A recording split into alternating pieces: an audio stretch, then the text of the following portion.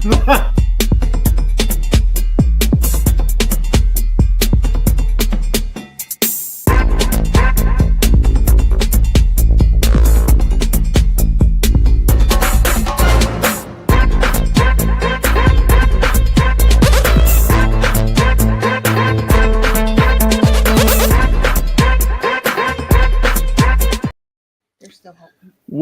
is up, everybody? What's up, guys? To We Don't Give a Flip podcast, where reselling meets humor and the flips never stop. Joined by West Virginia Panhandle Pickers. Control your wife. Sean and Mel. I'm Bob, the Rocket City reseller, and I'm joined by my wife, Amanda, Fiona's Finds. And yeah, how was everybody's weekend reselling? How are you guys? Doing great, guys. Doing great. We finally hit our, as you guys know, last night, we finally hit our 1,000 sales. So took forever. Felt like forever. Yeah. Well, I will say I respect the fact that you did not sell out like a lot of us did and did $1 starts. You stayed true to your bundles and everything else, and so much respect for that. Yeah. We've been waiting forever. Might as well just keep doing what we are doing. Yes. Why not suck out yet for the last 12 sales? We'll get there. Yeah. Last night they were to get in there and help us out, and they were making them buy. Jeff, I'm putting myself in that mix too. I'm just saying I did the $1 starts. I gave my shit away just to get. I did whatever I had to, and I'll just leave it at that. I put myself in that mix. There might have been feet pictures involved. I don't know. Maybe. Hey, whatever gets you to the monument spot, whatever gets you to your goal. I felt like getting to the finish line and tripping would have been really embarrassing. So. Yeah, that webkin's wall depleted two times over. And now it's fulled up again twice. It never ends with you guys on that damn webkins wall. We finally like it. You need a Douglas wall. Yeah. Thanks for looking at that one. No thanks. Unless it's a gato, it's got to go. It got to go. It's gotta go. Yep. I love it. El Gato, man, that was a sleeper. Came out of nowhere. So what else is new with you guys? I mean, I know we've all been around and everything, and I know we've all been busy, and you've had Amanda's had her first co-hosted her first raid train. That was even though to me I felt like it was a success because of the concept was awesome. Yeah, well, I appreciate that. Yeah, you heard it here first. Well, we say that, but I mean, it's not an original idea. You know how resellers are. Take your idea. Yep. I think for those of us that are plush resellers, we have an exorbitant. Is that the right word? Yes, ma'am. Look at you. Look at her. I almost got some brain matter on me there. Little $12. November 9th. Amanda uses a big word. This is huge. I live with Scrabble. Just Can't help myself. For those of us that have the plush, getting the book is not very hard, right? You know what you have, and you're out, and you're like, oh, I have this to match. I have this to match. Mm-hmm. And teachers have had book buddies for years in their classroom. So I just thought that this would be a really, really good idea. And here's the thing too, like the amount of money that a lot of these bundles are going for, you're buying the plush and you're getting the book free. Like, books are so expensive these days, and we're picking them up at the bins for like 59 cents a pound. That's ridiculous, right? Mm-hmm. Teachers don't have the time or some resources to do that. So I think this was a really good idea and good way to fill up a classroom, fill up a library. What if someone you know is pregnant, having a baby? Like a lot of people do that now for showers. They say, bring a book. Yeah. I mean, I don't know. I just think all around it was a good idea. And I do think that next time we'll have to do some more like publicizing it and getting it out there. But every raid train starts at a stop. Are you giving me free range? You know how I love social media. Well, I'll be on there promoting. You know how she said 244, Ashley, she is like your ride or die. She's like all about, Bob's great. He does it. They're in cahoots. So listen, social media is the way of the future. It just is what it is, right? Everybody's on it. Everybody does it. Social media reselling is the way of the future for reselling. E-commerce is taking off more. The malls are disappearing. The comfort of ordering and clicking from right here makes a big difference to a lot of people with their busy schedules, work schedules, family time. it's so much easier just to click it and wait for it to be shipped. So Click it and ship it. You're absolutely Yep. right. Mhm. I think What so. else do we do? We had 15 sales again on Etsy. Another freaking great weekend. We're at 11 again. I don't want to question it, but I'm very excited about I'm that. tired, y'all. I'm tired. We did like $4,500 in like 2 days. Like, dude, Great. so I don't even know how in much total, yeah, I just- don't even know how much we're in for this month already, but I lost track on it quite. hey, I lose track every month because that's Mhm. awesome. Yeah. That's great. Yeah. So, preparation meets what's that saying go? Choice and opportunity. We made a choice to pick up this stuff all throughout the year. We chose to list it, and now the opportunity is here to sell it. I got another word for you. Let's hear it. I think this is the right usage of this word. I'm a huge proponent of Etsy. Yes. Yes. Holy shit. Get it, girl. Damn, it is freezing down there where you're at. Damn, look at this. Back to back big words.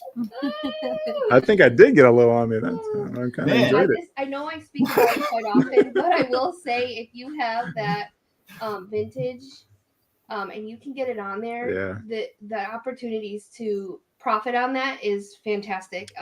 It does well during fourth quarter in Yeah. general, Etsy, but ever since we unlocked international shipping, oh my god, we have it's a game we changer. literally have a pink Toys R Us puppy about this big that we have on there for $30+, and they paid for expedited shipping to the UK, $70 extra.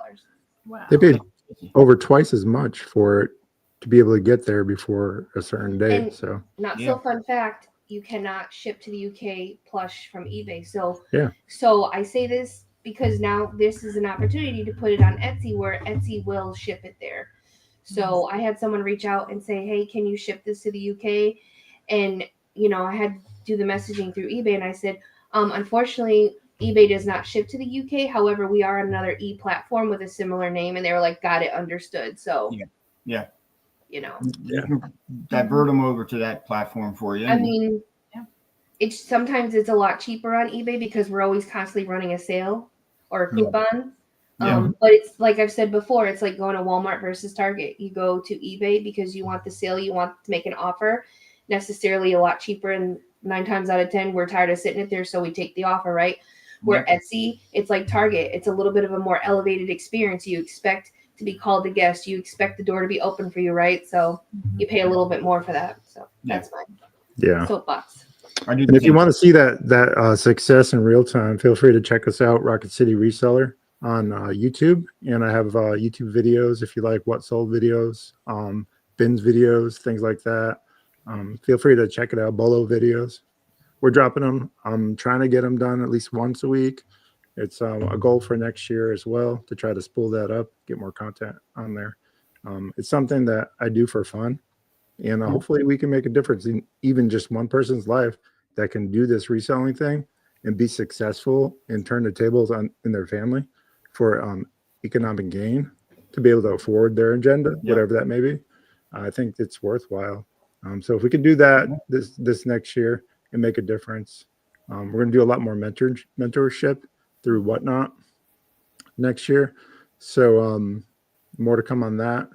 And yeah, that's what we're going to be doing. Looking forward to our guest tonight as well.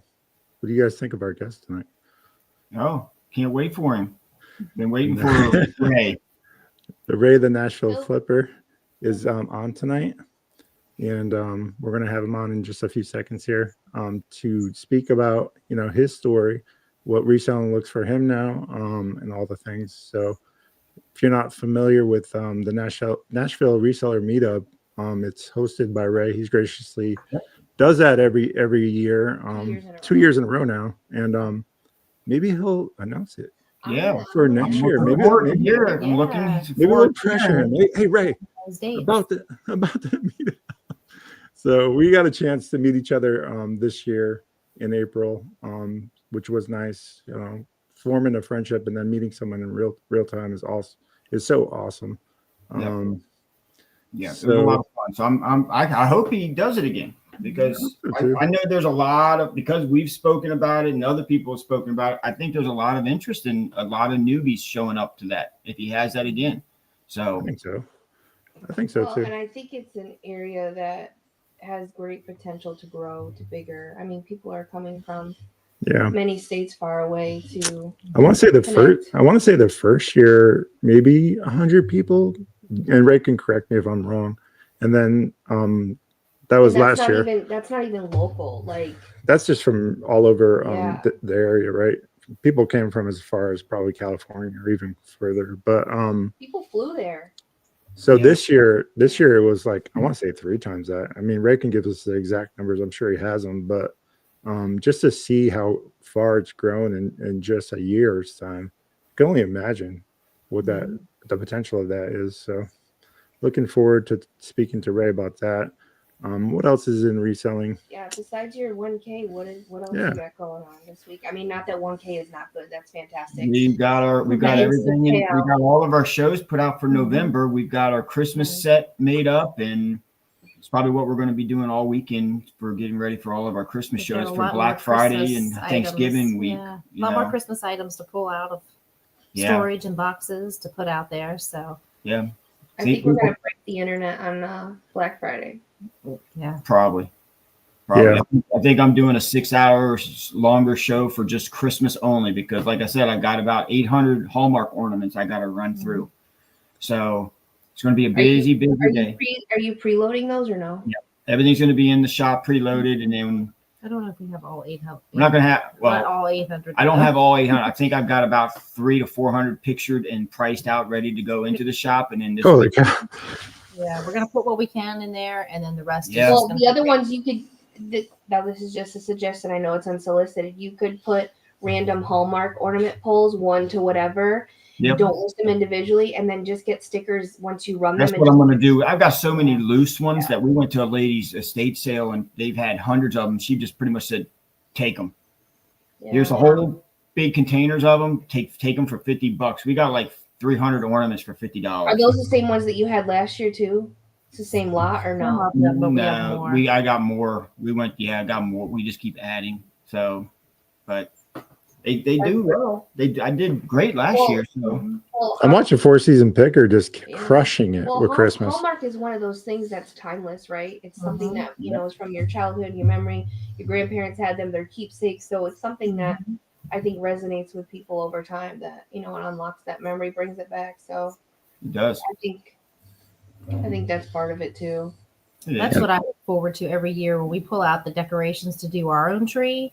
It's just like each one you take out and you look at it and you're like, oh, my kid made that when, she was 8 or, something like that. It does. It brings back memories of every little thing that you've gone through and different points of your life with your kids and family. And, but that's the best part, I think, of. Yeah. I've already got people ask me, hey, do you have this one? Because I've been mentioning it in my shows and showing them the Christmas setup. And now everybody's messaged me after the shows, hey, do you have this Hallmark ornament? You have this year, you have this, and this. So I think our show is going to be pretty well, just from the response I've gotten in our plush and toy shows so far. The first night we had everything set up, we were just doing a plush and toy show. And of course, when we go around to show the Christmas plush, they saw it, and we ended up selling like 5 pieces. We sold all of our lighted fiber optic light up houses for our village, even though we weren't ready to. People were like, well, I want that. We were like, okay, all right, sell it. I'm not going to. This has turned into a plush toys and Christmas show. Yes. So yeah, why not? Why not? On it. So yeah. But that's it. And then working up some stuff next year. Finally, our T-shirt company is going to drop. Can you hear us? And then getting around and setting up some meet and greets to start teaching people how to do what we do to help out with the vets. So I can't wait to do that. I can't wait for me. I can't wait to hear more about that because I think it's super important. And we lost Ray in the back. So hopefully his connection comes back. There he is. We got him now. We're going to bring you in. We're going to bring you in, Ray. Don't worry. So looking forward to hearing more about that, Sean. Let's go ahead and get Ray. And let's talk about the Nashville Flipper. Dude, I've been back here for like 3 hours. I know. We just got a lot to say, man. It's been a busy week. What is this on? I didn't see this on your channel. It's not popping up on your channel. It's live. It's we don't. It's on that other one. Okay. Yeah, that other guy. The other guy, yeah. Rocket City Reseller is not the host of this. This is Sean's podcast. We don't give a flip. He was kind enough to have us on as a co-host. Although we And talk too much. Gulf Coast No, you Pickers don't. couldn't make it, but so we wanted to make sure that we invited you, Ray, because you were gracious enough to have us on your podcast. And we want to return the favor because we not only respect you as a reseller, respect you as a friend. Yeah. Thanks, We want to know guys. about more about Ray. So when's More the next about Ray. When's the next? No. Let's not. No. We're not going to. We're not going to accost them about the meetup. What's Yeah. I heard you guys talking about the meetup. If someone drops $100 super chat, I'll say something about the meetup. $100 super. What is that? What is the super I don't know chat? what that is. We're not Yeah. that great yet. So That's when you guys wait. get paid. We get paid. Someone drops a donation. Wait, Sean's not paying me. Damn, Ray, you didn't supposed to say that, man. Huh? I didn't. Someone know needs to how drop use a it. super chat, $100 super chat, and then we can Nice. discuss it. Ooh. Well, what I want to know about is the history of Ray, young Ray to now Ray. I'm old, That's right? what I You wanna see hear all these about. grays in my beard? Oh, welcome to the club, brother. I know. I want to hear about how you started reselling. I want to know the story. That's what I want to know. How I got started reselling? Yeah. Heck Oh, yeah. Yeah. man. It's been I know you started know how on many- certain things, 2018, right? that's YouTube 2018. For the YouTube. So like even before that, like I started probably like 20. Well, I started on I started selling sneakers on eBay 09, something like that. And that was just like by mistake because I'm a sneaker collector and I would buy a couple pairs of sneakers and the plan was to like hold one and then wear one. But as you get into some financial issues, you got to get rid of some stuff. And I had all these shoes and I needed a new car and let's get rid of these shoes. And I bought a car and I was like, okay, this reselling thing is a thing. And so I quit. I sold the sneakers on eBay, set up all that, did that. And then I got away from it for a while. And then I probably got back into it probably around 2016, something like that. And yeah, the rest is history, pretty much. What's your best shoe you've kept that's in your own personal collection? I mean, I haven't stopped buying shoes. I like buying sneakers, but like at the time, like if you don't wear your sneakers, they like fall apart, especially because they're so old. Yeah. They just like disintegrate. I mean, we know as shoe resellers, they like crumble, and if you don't dry rot. Yeah. they dry rot, and which that's happened to me plenty of times where you open up a box and you're like, oh man, this brand new pair of sneakers, I can't wear it anymore. It's like talking, it's like, and it's not anybody's fault. It's just you should wear them, which is the craziest thing. If you want your shoes to last longer, you need to wear them. Yeah. But my favorite sneaker, and I still have, and I need to open it up. I need to make sure that it's okay. It's a pair of Air Jordan 13s, but it's a Boston Celtics Ray Allen exclusive sneaker where it only released in like Boston and Miami. I had a friend in Miami that was able to get me a pair. And the cool thing about it is it's Ray Allen. So on the tongue, it says like in like his little logo, like his handwriting, it says Ray. So it's like you. Ray, like a pair of Air Jordan sneakers, and in the tongue it says Ray on it. That's So cool. yeah, That is it's pretty awesome. cool. Like the R, like the little like part of the R, like the little whatever The loop? yeah, not the loop, but like the stick or whatever. It is Yeah. like Ray Allen like shooting like a 3-pointer. Oh, that's Like Oh, on wow. the Yeah. logo. So it's pretty cool.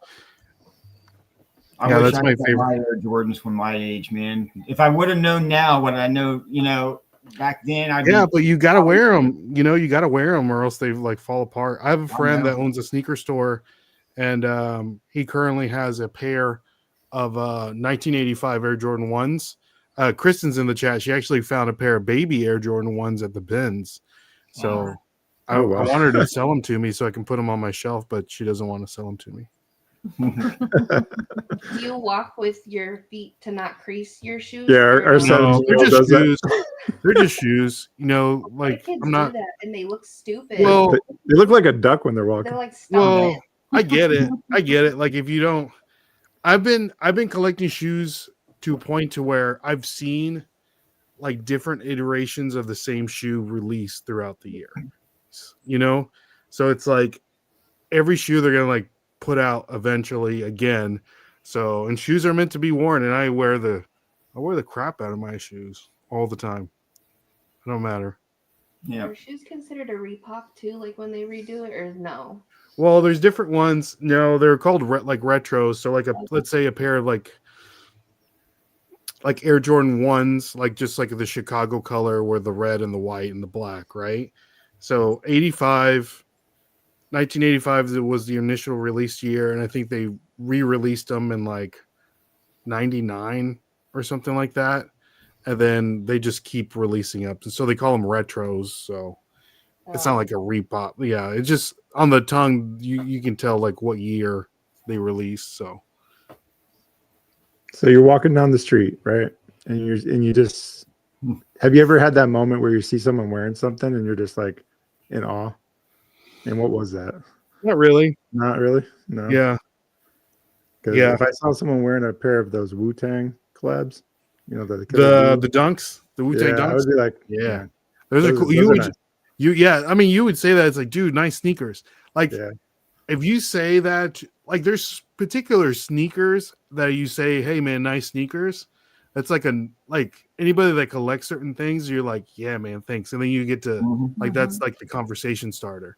Like, let's say someone has like a really cool vintage tee that's like a legitimate like vintage band tee or something. Someone says, hey man, nice shirt, nice band tee. If they really know what it is, then that starts conversation. You must know what I'm wearing. Let's talk. Yeah. That's a lot like the professional wrestling community. Like if you have like a shirt from a wrestler, and you're like, nice shirt, man. It's like, oh, you like wrestling too? Let's talk. Yep. You know? And there's a level of appreciation for that, right? Because Yeah, of course. Yeah, for sure. Respect. Yeah, you know, like people that collect vintage cars or motorcycles or anything like that. It's like if you're in the community, if you certain things that you only know that the community knows, it's like, oh, he's one of us. You know, he's kinda like part of the reselling. club. There, you know, you see when the phone you hear the phone go off, you're like, ooh, you're a reseller. Yeah, we know that sound. We know that sound. That's cha-ching. Mhm. We know. Yeah. Dude, my phone has been on like mute since like 2009. Like and even now it's like I put my phone like automatically like do not disturb from like 7 p.m. till 7 a.m. So like if you text me or send me a message, like I rarely like my phone just doesn't do anything. Is that just to keep those business hours? You know, No, it's just like I don't want to be consumed by my phone. So Yeah. good for I you. just put it Yeah. on do not disturb during those hours because I can be on it. I can be on it all the time, and especially doing what we're doing, right? It's like you can always be on your phone, and it's like, oh, man, I need to take a little bit of a break. Yeah. You can definitely get burned out. For sure. I think we've all been there, man. Phew. Sometimes you just need that isolation and just get back to just some quiet time, man, or family or whatever. Like on Sundays, I rarely check my phone on a Sunday. Usually, like when I have maybe a downtime, like 10 minutes, I'm like, oh, let's see who texts me or who sent me a message or who sent me a video, and then that's it. I wish I could say the same. Yeah. I'm a call. Do you guys text or call? Because I'm like a call guy. Like if you need me, call me. Like do not text me. Depends on my urgency level.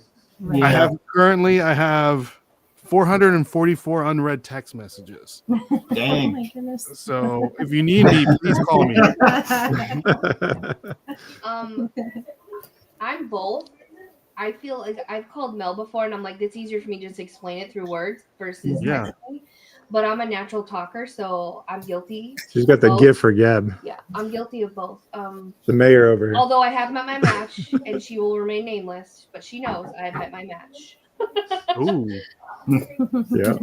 It finally happened, right? Yes. Yeah. If you need me, Marco me. Yeah, exactly. And even then, I'll be sitting on my desk and my phone will just be going crazy.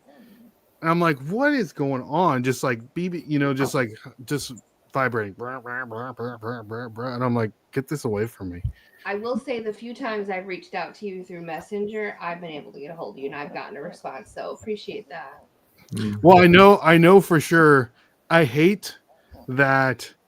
One of my pet peeves is like people that don't respond back or don't like respond like quickly or not quickly, but just within reason. It's so weird. It's like there's like this weird like hierarchy. Like if I don't respond to you, like it's almost like I feel like I'm more important than the person that's trying to reach out, which is like so dumb, right?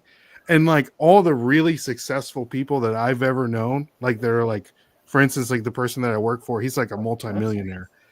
Anytime I text him or call him, he answers like immediately. And I know he does not have the time whatsoever to be talking to me or answering my phone call, which that would give him more of a benefit of the doubt. It's like, okay, he'll call me or text me whenever he has time. Every time, what do you need? All that stuff. Like every super successful person has had the respect to like get back to someone in a really timely manner. So that's one of my pet peeves of like, if you don't, and I'm not like, maybe that's like I don't know, like a ego thing for me. Like if you don't answer my text message in a certain amount of time, like maybe, I don't know, but I don't know if you guys have experienced. I think there's some value in that because at one point we all were hoping that someone would help out or just respond or give us that mentorship or just answer a question. So I think once you get to a level where people are now seeking you out, you want to do the same thing that you hope that somebody would have done for you. So I kind of think like that totally makes sense, even if it's very insignificant. Now, if you're like thumping at my 24/7, I think that might have to be addressed, but like for sure, I think within reason. But one of the things that drives me nuts about the phone, I know this is completely off, but you're texting somebody and they're responding and then you call, they don't answer the phone. Like you were just texting me. Like what? That frustrates me. Especially it's like you were just talking to me, like call me, and I see you read the text message. Right. They're like, don't leave me on red. Our 17-year-old's like, ew, phone call. I'm not talking anymore. I will say that it is annoying to me. You reached out to me, you needed something. I'm texting you now. I got to call you, and you're just not answering the phone. Anyways, I think that's a wife. My wife is like that too. It's. Yeah. So what's your typical day like, man? I mean, when do you find time to do a lot of your podcasts, your flipping and stuff, and your sourcing? When do you find time? Because I know you say you work for somebody else too. When do you find the time? You just got to make time. You just got to grab it. So one thing that you have to do, like the more things that you do, the more it's like a plate, right? So like you have a plate. And if you add more stuff on the plate, something on the plate's going to fall off, right? So you can't have like too much on your plate. So like you almost have to make certain room to put things on your plate so they don't fall off. So you have to like get that time. So I'm learning. I'm doing better. Like one of the things that I've been trying to implement is finding time to exercise. So just the accountability of that, it's like, oh man, I wish I had time to exercise. It's like, well, you got to make time to exercise, right? Yeah. So it's like, if you want to do like this, it's like, okay, Amanda and Bob want me to do this podcast. Sure. Let's put it on let me put it on my calendar, and I'm going to put this is the 2-hour window where I'm making time to do this. And that's what it is. Right. So like with the podcasts, like I record 2 podcasts, like This Week in Reselling, which is the reselling podcast that I do. We record on Tuesdays from 11:30 to like 1:00, right? And then that's what we're recording. And that's like on my lunch break. So I'll come home, we'll record the podcast, I'll go back to work. On Mondays, I do another podcast called Hobby Nonsense Podcast, and that's like, I love it, by the way. Thank you. That's more of a trading card-esque podcast and collectibles podcast. We just had a coin guy on the podcast this week. So much great information if you guys collect coins or you want to collect coins. But that's Mondays after work, so like from 4 to like 6 o'clock. And so you just have to make time. This is what I'm doing. This is what I'm doing. Like if my wife didn't get a hold of, like, doesn't know, or my phone doesn't work, she knows. It's like, okay, Ray's doing this at this time, this and this time, this and this time.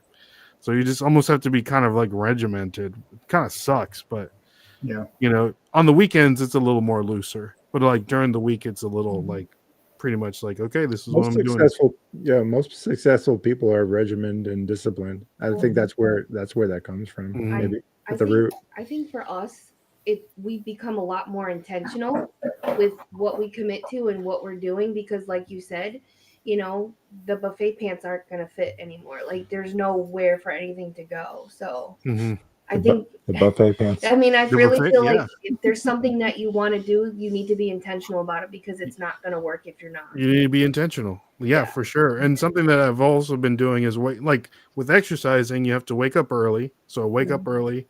So I've been waking up at 5 and just I go to the gym at 6, and then from 5 to 6, you know, I'm doing what I'm supposed to be doing and having a little time for myself, and then, you know, I'll go and exercise. So But that's really good, because that like gets the endorphins and it clears your mind and it gets you set up to put you in a good place for where you need to start your day too. So I need to take a page from your book, Ray. I've asked him several times to get up in the morning and do that. Yeah, mornings are like super difficult for me.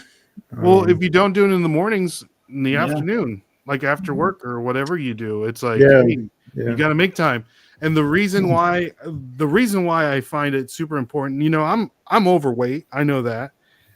But I mean, dude, like, I got to get my health in order. Like my dad, you know, we've like, dude, like maybe like 4 years ago, we found out like he had like untreated diabetes, and from like emergency, like his kidneys went like they were failing, and now he's on dialysis, right? And then from just like the sugar and all that stuff. So it's like, man, I don't want to be unhealthy. I don't want to have to be older and be taken care of. I want to be the person that's doing the taking caring. Yeah, you know what I mean? Provider instead of being like I don't want to be old and frail and not being able to like take care of myself. So I gotta just get out and walk. If you don't want to go to the gym, just walk. Yeah. It's hard in the South too. You know, you're not that far from us. We're about an hour and a half from each other. It's nice weather right now. No, I'm not saying that it's right now, but Ray, this is our time, is what I'm saying. Ray, we have a membership. We pay $35 a month for a bougie ass gym. He has no excuse not to go. No, I don't. I'm not trying to make excuses. I'm just saying during the summer it is harder because it is 1,000 degrees here. Well, I'll tell you what, I was in the same boat, Bob. So something that I did, and I had a discussion, my wife had this discussion with me. She's like, you have this gym membership, you're not going. It's like something needs to change. And I am going to a gym where there's a person that provides personal training there. So I'm paying him I go there, and I know that if I don't go, I'm paying for it, right? Yeah. And then he's there's accountability there. If I don't go, he's going to ask me, why didn't you go?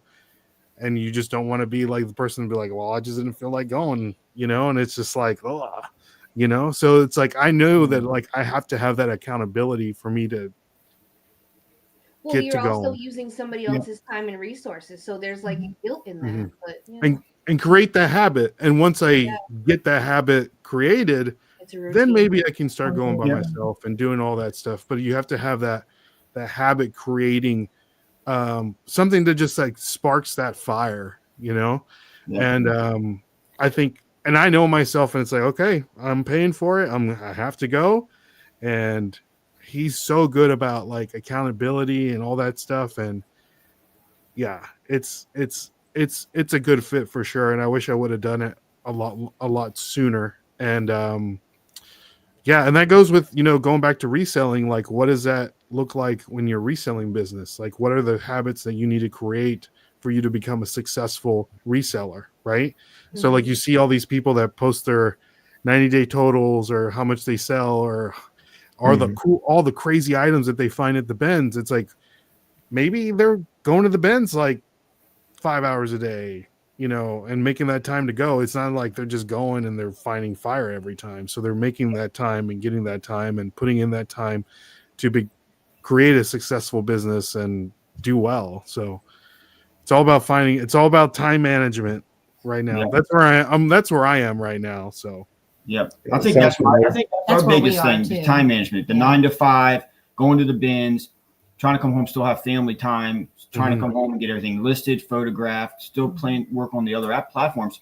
I think that's our biggest problem right now, is trying to time management. That we could definitely say that's our biggest issue right now, is time management. And just Finding and a I'm reason. sure, and when you do everything that you do, you got to make sure that you do it 100%, right? So like if you're spending time with your family, you're not gonna be like playing with the kids, and you're still gonna be like on your phone, like Be present. scrolling through Instagram, because it's not an intentional time with the family. So, like if you're going to the bins, I'm going to the bins. If I'm doing this, I'm doing this. And if I'm hanging out with my family, I'm hanging out with my family. Yep. And that's what you're doing at that time. So it's just trying to, like you said, time management, be intentional, intentionality, Speaking of family time, Ray, the holidays are coming and Thanksgiving's right around the corner. What's your traditions for Thanksgiving? Do you guys are you like all in turkey and on the fixings, or what's that look like? I'm all in, baby. I'm all in. We have my sisters live here. My wife has 2 sisters that live here also within the Middle Tennessee area. And what we'll do, for breakfast to lunch, we'll go over to my sister-in-law, and then we'll have dinner with my sister. So it's chill. It's super easy. My wife's an incredible cook. All my families are great cooks, so it's easy. Yep. That's good. That's good. What about you guys? Are we turkey goers? Something that my wife makes that's incredible is cranberry sauce. Yes. And people don't like cranberry sauce, and I love it. I love it. I love it too. I can't. It's not Thanksgiving without the cranberry sauce. And call me weird, but I like the stuff in the can. Mhm. You know what I mean? And it's got to come out just right. Really? If you know, you know. No, I'm not the can guy, man. That's the It's got to be problem. like when it comes out. Nice. That's crazy. Yeah, man, I love it. Yeah. I make her cook extra food because for the next 4 days, that's all I eat is I chow down on turkey sandwiches, because usually we're selling on eBay or so, because we're getting to that fourth quarter right at Black Friday and people are buying. So Christmas lights and food for me. Oh, man. yeah. That's all I do. So, Ray, can you rewind us a little bit about your reselling journey? I know that you sold electronics for a while. Where were you finding your items? If you don't want to divulge your sources, that's okay. One of his sources is gone. Is it okay? He made a YouTube video. Oh yeah, that's right. You did. See, I What are watched it. you I current? watched it, What are you? I can't. You're cutting in now, Bob, so I can't really understand the questions. So my question was your reselling journey through electronics. Can you walk us through that? Because I know you sold electronics for a while. Yeah, for sure. Yeah, and I still do. Amanda, Okay. I heard you say that like there's the store's coming back. Is it? Good. Grand opening this tomorrow. Oh, nice. Lucky Bundle, they've moved, they changed business models, and they're doing, it was like 20% bins, the rest of it retail. Now it's 100% bins, and their grand opening is tomorrow. So I'm definitely going to be filming a video there tomorrow. I'm super interested to see what kind of stuff that they have. Ever since, dude, before 2020, man, I wish Whatnot was around during that time, because some of those $5 bin places, man, I remember finding so much stuff and just like leaving it there because the profit margin wasn't there if I wanted to sell it on eBay. Because I think at the time I was like doing everything that was like $50 and above, putting on eBay, but I was buying stuff for like $5. But man, if I had Whatnot, could have cleaned up. It would have been insane. Is this the same place? Yeah, because I would just put stuff back. It's like, oh, this is $30. I'm not gonna get it. But man, I know it's crazy. But kicking yourself. Sorry, what was the question? I know I keep. Oh, it's okay. is this the same place where you did a video Yeah. of that guy that got upset or something happened that time with the worker? Is that the same place? Yes. Okay. Yeah. Well, Okay. they went out of business. A different place came on. A different company was there, and during the meetup, we got to go like during Dollar Day and then during the restock day. So that place went out of business, and then I think someone bought it out, and they're just making it like a liquidation bin place. So the grand opening is tomorrow. So that's where I'll be at 9:00. I'm excited. Have you sort of zoned in now? I know when we all start reselling, everybody's grabbing every damn thing. Have you sort of zoned in on just sort of skipping over certain things and then just focusing on certain things now when you're out and about only instead of grabbing everything? What do you mean? Like at thrift stores and stuff, or like yeah, bins, thrift stores. If you go anywhere, like, do you sort of like now that you know, hey, you know what, I bought that in the past, I'm not going to do it again because eBay maybe is not the best comps or sale rates, or do you sort of now just zone in on certain things that you specifically look for instead of like gathering everything that you can find? Because I know that a lot of the new sellers are like, man, I grabbed this, and this, and this because I watched videos, but they don't sell properly enough for them. So they've like overspending. Yeah, well, it depends, right? So that's a really good question. I mean, I'm very particular about what I pick up because of one of the things that everyone says, you want profits, not projects, right? Yeah. So like if you see a pair of shoes and it's like, oh man, this pair of shoes it's a good pair of shoes, but I'm gonna have to clean them up a little bit and put them out to dry and maybe do all that. Like that's a project. Yep. Right. So it's like, do you really want to be doing that? Like, is it worth your time? And for some people, it's worth their time. If that's what you're doing full time, like do it. Make all the money you can. But I'm more like, I want profits, not projects, right? So like, for instance, like one of the best learning experiences that I think I've ever had is I picked up like 3 or 4 boxes of like DVDs, like at a garage sale one time. And it was just full of DVDs, and I got a great deal on it. I'm like, man, I think he sold them to me for like $50 or something like that. And there was probably over, I don't know, like 50 DVDs. But in hindsight, they just sat in my garage because I didn't want to go through them and scan all the ones that I thought that were profitable or not profitable. And I just sold them on Facebook Marketplace. Yeah. Like I made like a little bit of money, but I'm like, man, this is going to take me so much time. I don't want to have to do it for like what? Like $1 profit on a DVD or something like, that's just going to sit there forever. So like you got to remember, like, especially for people that are just getting new into reselling, like you learn with the videos that you watch. And of course, I put out videos, everyone puts out videos. If you're a content creator, it's like, this is the stuff that I bought for this much and it's sold, but it might not work for you. And so you have to take everything kind of like as a grain of salt, or like as like put that in your back of your brain. Like, okay, Amanda, I know that Amanda sells plush. I know that Amanda sells Jellycat well, right?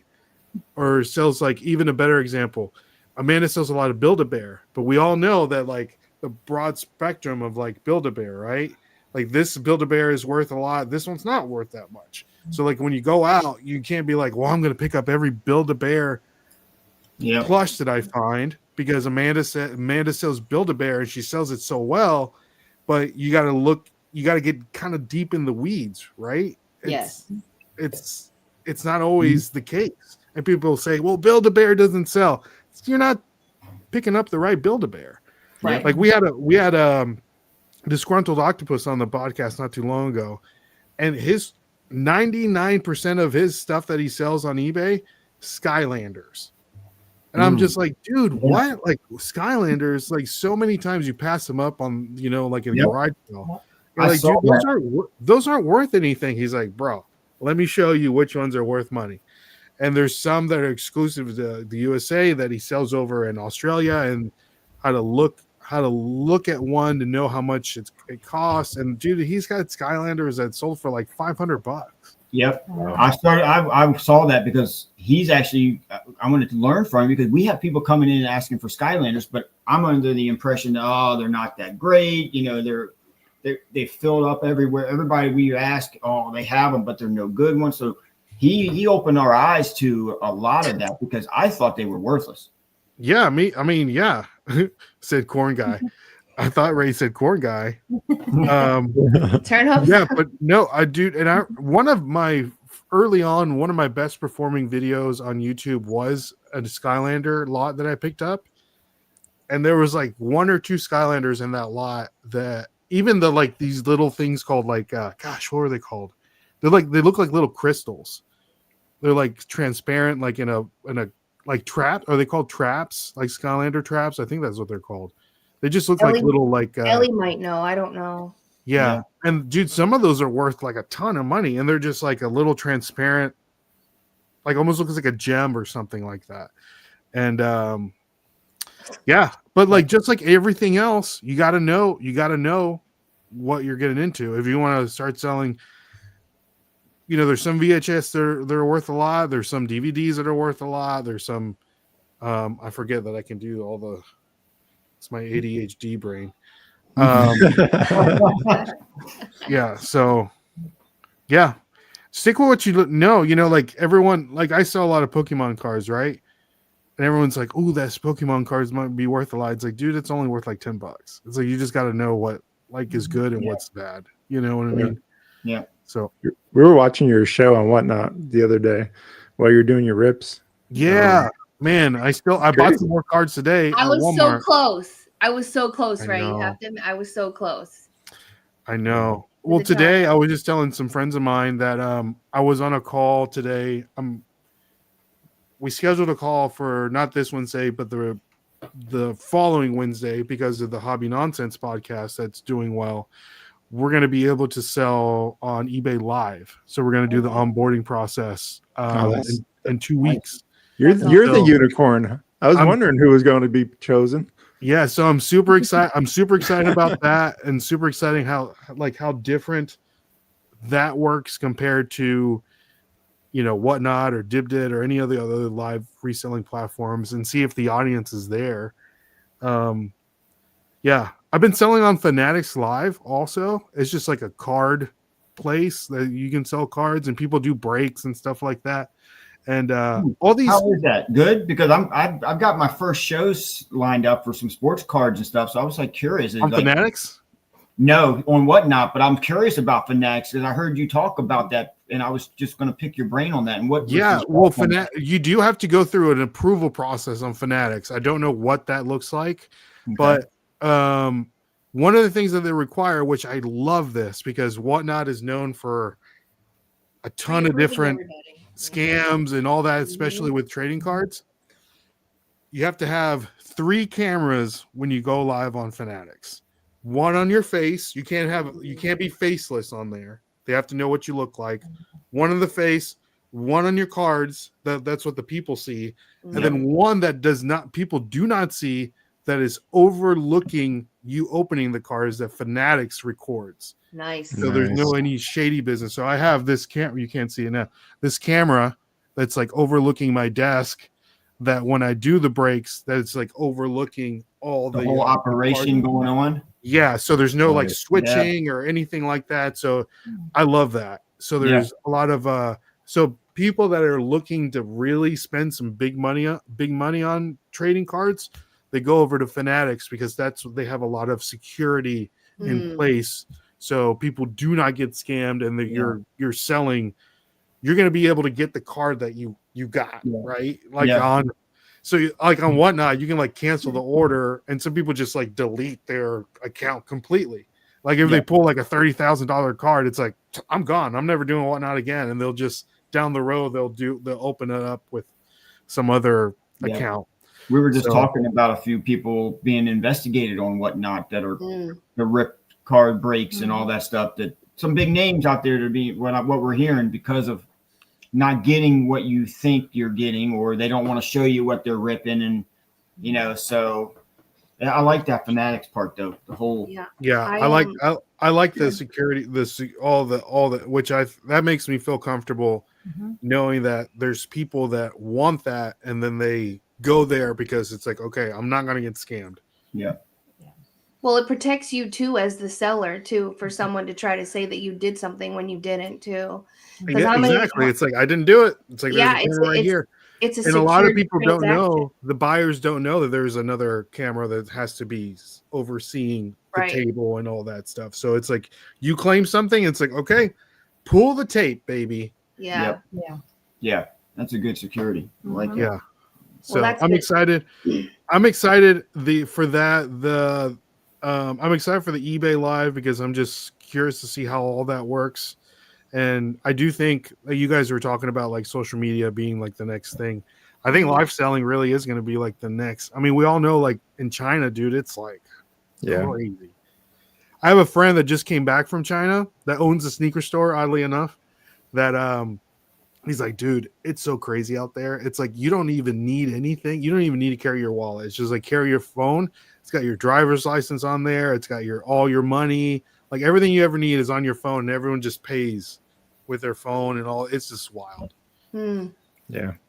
That's the future of what's coming. Where'd you get your love of Pokemon? Just curious. Just by being a kid, man. I'm a millennial. I'm a 90s kid. Oh, that's the Nashville one. That's for you. This is for you, Ray. For me? That's for you. That's for you, yeah. Is it really? It really is. No. It really is.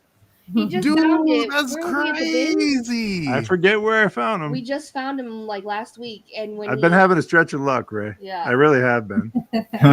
He has been. Some might call me the chosen, Dude, but that's when they had the competition. That's when they had the Pokemon Worlds here in Nashville. Yeah, let's make this guy big so you can enjoy him for all he is before you get him in the mail. But oh, dude, Bob, that's crazy. Thank you so much. That is. Very Yeah, that's cool. different. Does they have a tag? What does the tag say on the? Is it different? The Pokemon does it say Pokemon Center Nashville or read. anything Hold on. special? even with on it? these, I can't see. It says 2018 Pokemon World Championships 2018 on one side, and then on the other side it says the Pokemon Company International. Oh my gosh, dude! Don't give that's got to be worth some money. Don't give that to me. Yeah, I don't care about money, Ray. Money's nice. Don't get me wrong. I'm not one of those people. Money is nice. We've had a lot of You sure you success. don't want it? we've had a lot of success this year and last year. We're doing really well, and whenever that happens, I'm a firm believer you can't receive if your hands closed. Right? You have to be able to release and give. So, just a small token of our appreciation, Dude, thank you so much. That's Does gonna that- go right next to my Bill SSK promo, Mr. Bill plush right there. The one with the pistols. No, well, this guy right here, the Mr. Bill. Mr. The Bill. one that goes. Yeah. Well, if Yeah. you see, I have all of Ken's pictures right here. Yes, over the door. Yeah. So does that give us a little open door, maybe just a foot about next year? Yeah. She's like a dog with a bone, right? How are they going to Here's get the that thing. Pokemon to you? How are they going to get that to you if they don't ship I it? will. That's very true. I will let you know that I have been scouring the Middle Tennessee area to find the perfect location for our next meetup. So I do want to still do it at the end of April, probably beginning of May, depending on how things land, the weekends land. But knowing that there was like around 300 people last year, and they'll probably be, I'm guessing, more closely to like around 400 people. And I still want to make it free. So having somewhere where there's food and drink and all that stuff is getting to be a little challenging. So Yeah. what I And still suggest, being in budget. Yeah. what I suggest, Ray, and I'll be your first customer, is create a merch line for it, the Nashville Flipper meetup. I'd love to have the merch on my back. Yeah, You're I was walking thinking about billboard. that. I was thinking about that too, like t-shirts. I do have the logo already. You do. I do. You do. Okay. That's good to do. know. That's hopeful for all those that have been waiting. I do have a logo already. So now Some we people just do got to know. get some prints and a t-shirt machine, and you do it yourself, man. I know. Some people do know what the logo looks like. Shirts have been in discussion, but the thing about t-shirts, you got to get them printed and you got to get them, what sizes, right? It's like, There's services now. unless you do pre-orders, which Yeah. I'm thinking it's like a lot of logistical parts where it's like, oh man, do I really want to do all this? But the location itself, right? I have an idea about this too. And you may have already thought about this. Tell me, Bob. What about reaching out to the Chamber of Commerce and saying, hey, listen, I'm going to have about 400 people that are actually, commerce people. They're coming in here. It's going to shake up things in Nashville, buy up all your stuff and spend a bunch of money visiting. Can you help me out? And I bet you, if I were a betting man, they'd be like, here, Ray, please take our facility and use it. I get that. And I want to, one of the issues that we ran into last year is we couldn't predict the weather, right? Yeah, it was crazy. So it's like, oh man, is it going to rain? Is it not going to rain? Is it going to rain? Is it going to, all that stuff. Yeah. And I would have it at the same location, the meet and greet that we did last year, because I still think that we can fit that space. But I don't want, that would probably be the last resort, but I don't want to have to worry about it raining or not raining, because that was so stressful. And I'm just like, I cannot do this. Yeah. So makes sense. yeah. So especially being in April and showers, man. yeah, and it's that day it was supposed to rain. So thank the Lord that it didn't rain. And yeah, so I got one location that I think we can pull it off. And the cool thing about this one, it's literally within walking distance from where I live. It's on the water. It's on the lake. People can go outside. And for food, if we lock down this location, I have some relationships with some food trucks, and then I'm thinking of just have them come through, and then people can still buy. Can you partner with Mama's Hot Chicken? Can you find her? Mama Joy's Hot Chicken out of Murfreesboro. Fire. Hands down. Do they have a food truck? Yes. Yes. We went to the bins one day, and the one on Berry Hill, you know how they have those, I don't know if they're industry building, teacher buildings, I don't know what they are. Department of Education is over there. She was parked in there, and I was just like, it was the best mac and cheese, the chicken, and I'm not a hot chicken person. Is it Hot Chicken Mama? I think it's Mama Joy. Mama Joy's Hot Chicken and more. Yeah. So good. Absolute fire. If you follow her on Facebook, you know where she is, kind of like, the ice cream truck, where they're going to be. So would you guys want hot chicken? Man, when don't I want hot chicken? Okay, is the question. Dude, I'm in the same boat, but I'm just saying, like, some people's tummies might not be able to handle it. Well, it wasn't as hot as Hattie B's. At least at Hattie B's, you can choose your level of heat. Hers was really good, and her sides were good too. I'm just saying, if you can find her, she needs an invite.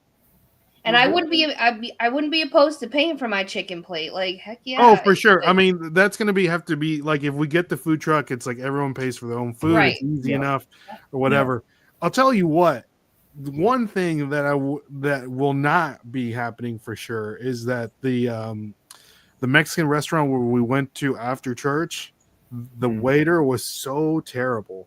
He was like drunk from the night before. Oh wow!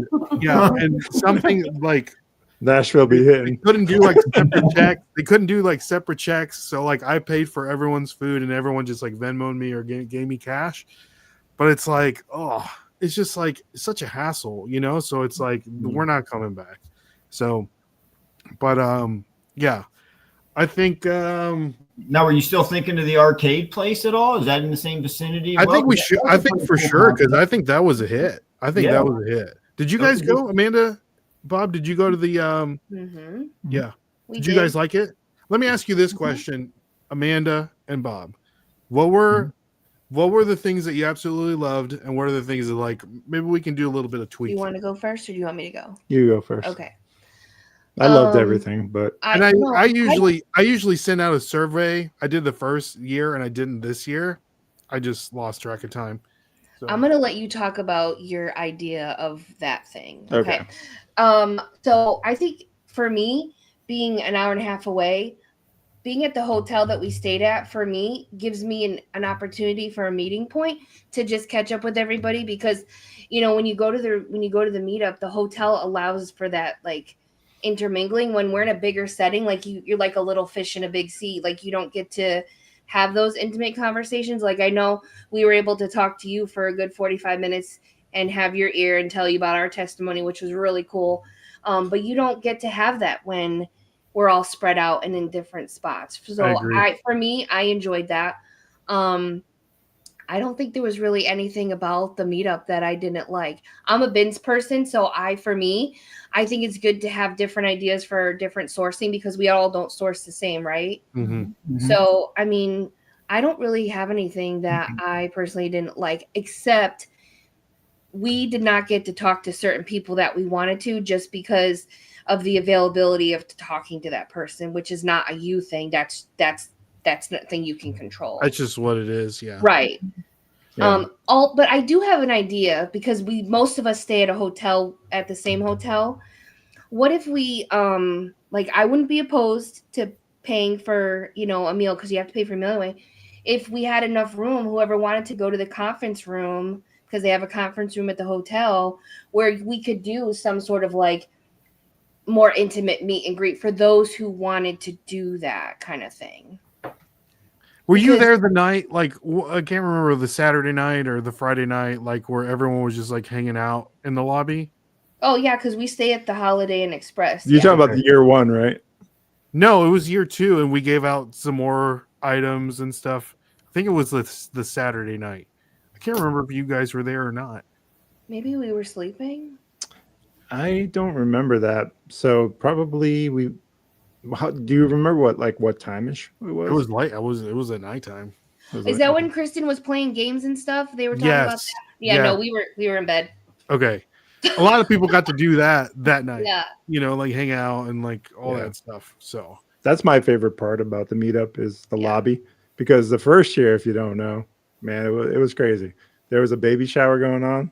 I just missed it. I remember pulling up and hearing all the commotion. I was like, what is going on? The best part of the whole thing was when Apex Jeff comes out of the elevator, bumps into the baby mama. Oh my God. Or the baby mama girlfriend. We don't know exactly what it was, but he had gift bags in his hands, and he was like happy go lucky. And she was like ready to square up, because she was going at it with basically. I wouldn't want to fight Jeff. Jeff can probably throw down. I mean, I wouldn't want to meet him in a dark corner. Yeah.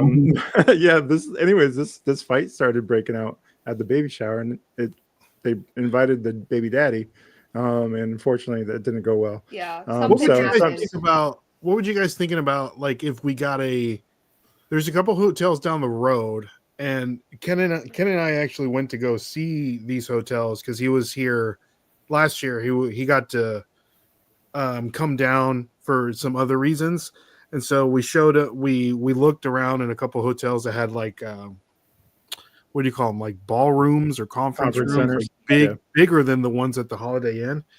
What would you guys think about that? Would that be too not as fun? Or I think what you're gonna gradually end up doing is like almost like a FlipCon type of thing, because it's gonna grow to a point where you're gonna need to start thinking in that regard. And that's a tough choice, because you lose some of the intimacy, right, when you do that kind of thing. I agree. And that's the best part, right?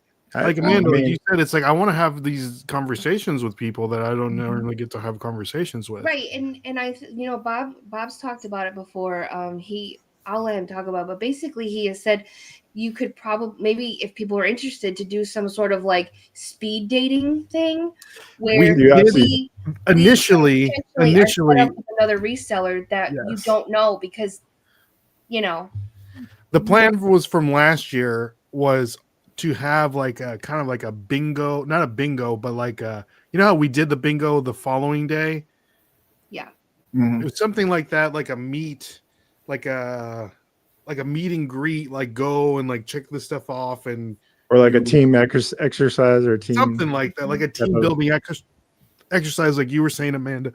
Like go, like like an example, like make sure to get a picture with Ken. Right. Mark that off your list, and you get to meet like Ken. A scavenger hunt kind of thing. That'd be kind of cool. Yeah, like meet someone that's from the same state that you are, or meet Right. someone Yeah. that just sold like a red monster truck, or meet somebody that sells plush or something like that. You know, like just to get to people to meet other people. I think that'd be At really least good just to break networking the idea. ice. Break the ice the initial Yeah. day, and so the following days you're like, oh, you're the one that is you're the one that's from Alabama. It's like, what part of Alabama do you live? It's like, oh, that's awesome. Da, da, da, da. You know, you get that community going, because that's the whole point, right? That's what I wanted to do. It is just so people can exchange ideas, people can learn from other people, and just create those relationships. And I think that, dude, some people, if they didn't know. Oh, look at what Ellie said. What about a passport where you have to get? Oh, that's perfect. That is I awesome. love that. That's a great That is a idea. great idea. I love that. Yeah. I'm gonna have to get a rubber stamp. You don't want me signing anything. Trust me. I think that's great, and then we can provide that as their like Part of your grab gift. Yeah. Or whatever. Yeah. I think we should all Way to just go, bring, Ellie. we should all bring something to get signed and see everybody If you get tie it to a signed. prize, people will be competitive. for You sure. know. Speaking of, Do you have the beaver? No. Not this coming. Oh year. yeah, that's the There one. he is. Look There how he much is. bigger it is, because she knows No. you get a lot of signatures on that thing. so Make it big. this year, this is the plan for this year. I mean, this thing's This huge. coming you year. You can sign anywhere, right? So this is my thought. I'm not the only one that has, a nonprofit or whatever that's near and dear to the heart. I saw this as an opportunity because, Chick-fil-A, like whatever. And it's huge. So there's plenty of room for everybody to sell it. My idea this year is, if we get it signed, which I hope we do, I think we need to live auction it from the reseller meetup, because I think it'll create more buzz when I brought it home. Not everybody had the opportunity to be excited and be a part of that, especially since they were signing it. So I will gift this to you to figure out what you want to do with that. I mean, I don't mind getting it signed, whatever. I have no shame. But I think this would be a really good idea to do it there so that we can create hype, and, you can choose whatever nonprofit you want, or however you want to, maybe sponsor a new reseller, or I don't know, whatever. I guarantee you, if Chick-fil-A gets wind of this, and they'll be a sponsor, probably, likely. They're pretty good. We can give the money out to the person that came the furthest. Yeah, you can do that. Something like that.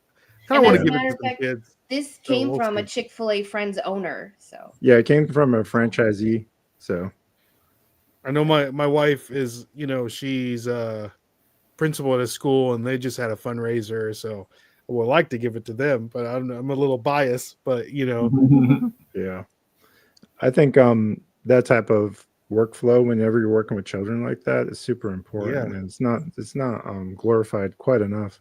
Yeah, So, and I'll if we do that, I'll for sure have like the principal there and tell a little bit about the school and like all that stuff. I think that's a great idea. I think it'd be really cool. Yeah. No, we're not selling it to you, Jeff, for $3. No, sir. I just sold Jeff a bundle. That's No, I think point that's of a great contention. idea. I just want to be able to have enough signatures and then auction it off there. But if we publicize it way before, like when I'm making an announcement videos for the meetup, then I think it'll be fine. I think it'll be fine. I can bring it to you whenever. I'm not shipping this thing, but I will bring it to you whenever. Okay. We're My always dog in Nashville always anyway. It's like sleeping our with second it home. and all that stuff. Yeah. No, but I think that's a great idea, Amanda. Yeah. Those are all great, fantastic ideas. Yeah. See, I love this because it just gets my juices going, and it's just like, oh man, like, okay, we need to buckle down and get this going. Well, I think you're going to get a good turnout, because I know that last year was our first year. We enjoyed it immensely. We loved it. Oh, so awesome. As soon as we left, she was already talking about coming back next year. But then, That's so great. So can I ask you guys what you liked and what you thought maybe can use a little bit of tweaking? I think the more the tweaking probably fell on us with getting down there and booking our room so late, because we stayed at just Not safe hotel. Where'd you stay? But no, man, I think the event was awesome. That was our first time. So where did you stay? The hotel that's across the street from? Okay. What is that hotel? I know that Silver Hair Stacker stayed there too. Yeah, we stayed one night and then we rolled out because our room was in the very back. And Yeah. it was not. it was not a good place when you can start hearing the doors knocking at 3, 4 a.m. for like a People blue knocking light on your special. doors. Who's coming to get what? Yeah. So Yeah, it was a little sketchy. I think I have a policy. If my front door leads to the outside, I'm not staying there. yeah. Right. Right. But all in all, man, I thought you hosted a great event for being a first time attendee. I thought it was awesome. We can't wait to go back. And I know that spreading the word, a lot of new resellers that we've spoken with, Even they buyers, even buyers and whatnot. because we hang our everything we got from you, we put on the back wall by our banner and stuff, and people ask about Nashville, and we talk about it. So I think there's a lot of curiosity on a lot of new people. Hey, I want to come to this. I want to come to this because everybody sees that we had a lot of fun. We've met Bob and Amanda. We met Gulf Coast Pickers there. We met a lot. We got our first taste of the I'm business. so glad Ryan got to come because there was I think it was like up to the point. It was like, I don't know if we can come. I don't know if we can come. And like they came and I was like, oh, I'm so glad that you guys are here. I worked hard on that to one. get them there. The mayor was politicking like you wouldn't believe. So Were they glad that they came? Yeah. Yes. Indeed. Yes. They came the day before. They stayed here with us. We did some thrifting around here to show them where we thrift around here.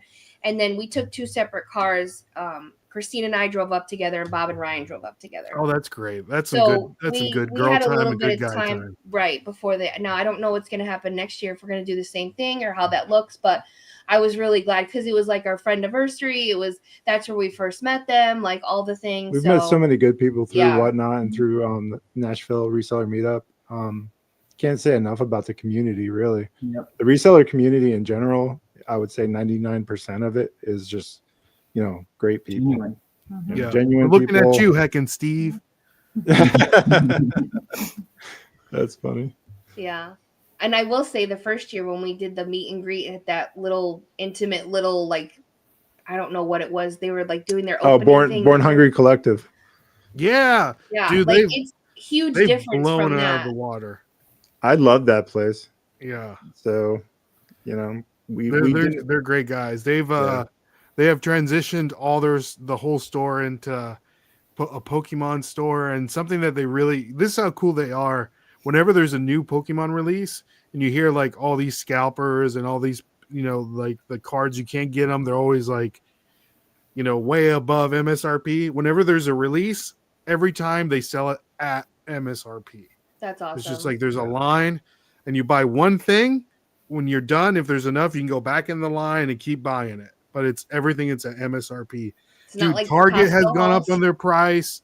Mhm. GameStop has gone up on their prices, but they're like steadfast. And that goes a long way when creating like a community like that. Because it's like, where am I going to go to buy cards? I'm going to go there because they're going to help. They help the community out and people support, it's like you were saying. So yeah, but I'm excited. Again, this is exciting. And hopefully, I'll start after the holidays. I think it will get it really rocking and rolling. So everything will come out extremely fast when it does. So get ready. Well, know that if you need help, Ray, that the community is here to support you for sure. And I appreciate that. People say that, Bob, and when they say that, I do lean on them. I know. I'm built different. Don't mean it because a lot of people will say it and they don't mean it. Well, there's 2 things you got going for you. You tell me that I'm gonna put you to work. 2 things that you got going for you. One is that I'm a man of my word. 2 is that we're so very close to you that it's not too far of a lift. And 3, my wife is the mayor. The mayor, baby. Yeah. She's the mayor. She knows everybody. Yeah. So again, everyone that ever said that, it's like, oh, let me know if you need anything. I'm gonna put you to work. I think that happens. Don't make me stuff bags, Ray. I'm better than that. Better than that, Ray. Hey, and that was so cool seeing the videos of people stuffing bags, and I'm like, man, so many people helped in and did what needed to be done, and I didn't ask them to do it, and they were like, I got to get this done. Okay, so something I'm going to do, and I'm going to let you guys in on this little secret. Uh-oh. Thanksgiving You is heard it on first. Thanksgiving is next Thursday, right? And I've been holding this video. The Friday, Black Friday, I'm going to release the behind the scenes footage of the Nashville meetup Oh, that my cool. sister-in-law was Oh. filming the whole time. So like Oh, very game cool. show and the people stuffing the bags and everything like that. It's just going to be a whatever hour long or whatever it is. It's just going to be. I'm going to put it on YouTube. So Nice. Very cool. Well, we're going to tell everybody about it because now that everybody's inquiring about it, go check out this and see how check it out. What Yeah, it takes how to put crazy together. it was. time it was. Yeah. Well, and I think what you're saying about when people say they'll do it and then, things happen. Bob and I talk about this all the time where I think that people's intentions are pure and thoughtful sure. at the time of saying it. And then it comes around to you're like, oh, but if you need anything or you want to bounce ideas, or whatever, we'll support however we can. For sure. And I know that leading up to it, I do have some calls and stuff that I put out just to bounce ideas and stuff like that. So I'll definitely be leaning on you guys to come on those and we can discuss further. That's exciting. We're 12 hours away, so we'll arrive early. Where are you guys at? Washington? We're We're in West Virginia. West Virginia, baby. Yeah. So, we'll get there early and we'll stuff bags. I don't give a shit. Maybe you know the answer to this, and I've heard this. So the song, Country Road, Roads, Take Me Home. Yeah. it's about West Virginia, not Virginia, right? Correct. Yes. Yep. Correct. West Virginia. Yep. Okay. That's the theme song that's played here all the time. Yep, all the football games. Yeah. What do you think about? I know it's not Virginia, but what do you think about James Franklin being the head coach for Virginia Tech? Yeah. I don't know, man. I'm not a Cavaliers or a Hokies fan, but I mean, he did turn the Penn State around. So I mean, Hokies have been struggling a little bit, So Ever since was a legendary coach that had that. Yeah, with the face. Yeah, dude. I don't know if it was like a goiter or that got removed, or I don't know what. Yeah, I forget what it's just all that skin graft he had. But they haven't had a program. A Beamer, I think it was Frank Beamer, right? So yeah, dude. I remember being young and watching Michael Vick play for Virginia Tech, and I'm just like, this guy's incredible. He was a beast, man. Even when he went to the Falcons, the dude was a monster. Yep. He's still one of my favorite players. I love Michael Vick. Yeah, you have to. But yeah, I don't know, man. I'm not a big Virginia fan. I hate what Virginia's turned into, and it's just high priced. Nobody can live there anymore. So everybody's coming to my place and pushing us all out of here. Virginia dude, now. I know the feeling. Got all these Californians coming in. It's very rare that you like, where are you from? It's like, I'm from here. It's like, oh, for real? It's like, yeah, I grew up here. Yeah. Where'd you go to high school? I went to high school here. That's how Huntsville is as well. It's transplants. Transplants. Yeah. We're transplants, so I'm a damn Yankee. I'm never going back to Connecticut. So I'll just say, but that's where we're from. We're moving south because of the Southern hospitality. Because I'm tired of everybody up here just being like, just. Is West Virginia not considered for everybody, man? And they're just rude and mean, and it's just, I don't know. Southern hospitality just fits us better. It used to not be that way. It used to be very laid back and chill. I would have thought West Virginia would have been at least a little bit part of the South, or at least have a little. No. I mean, more so the West Virginia, you might have a little bit of that, but Virginia, no, and. It's just now West Virginia is going to be turned into another extension of Virginia over time. And it's just the overflow for Northern Virginia, DC area. People are now coming our way. They don't mind commuting 3, 4 hours, 5 hours in traffic to go to work down there. But, that's crazy. Yeah, it sucks. And your hour and a half commute will turn into a 3-hour commute. I have to leave at 3:30 to get to a job if I want to get there within like an hour and a half, it says. If not, if I leave 30 minutes, 40 minutes late, I'm sitting 3-4 hours in traffic. It's nonstop. It's just. Oh, no. It's not fun. So I thought we had it bad. That sounds terrible. Yeah. So you guys will be heading south. We'll be a few hours. What was that? So you need to move to Huntsville. Come on down. Listen, we've been trying. Even if He's they don't working come on to her. Alabama, Tennessee, like You got her. You guys got her wanting to go to the Tennessee now. You guys have her wanting Tennessee, the rolling hills of Tennessee. Dude, Now look, Tennessee's. You know, I You guys think- been to Gatlinburg? it's beautiful. That's on our bucket Yeah, list. We've not been That's there on our yet. bucket list to get there. Yep. Go to Gatlinburg. I mean, dude, Tennessee's awesome. We just went to the East Tennessee reseller meetup. Oh yeah, how did Yeah. that go? Yeah, it was good. It's their first year. There's a lot of They put a great lot of work ideas, into that. a lot of work. The reseller locker room podcast, can't say enough about Ben and Alex and Do they still Archie. do the podcast? I haven't seen Yeah. any. Okay. yeah, but one of them doesn't do it anymore. I think Ben just recently got married, so he took some time off. I know Ben's he not was- doing it anymore. No, I think he's doing it. I think Alex. one I of think them Alex stepped might have. I know Archie stepped away. Yeah.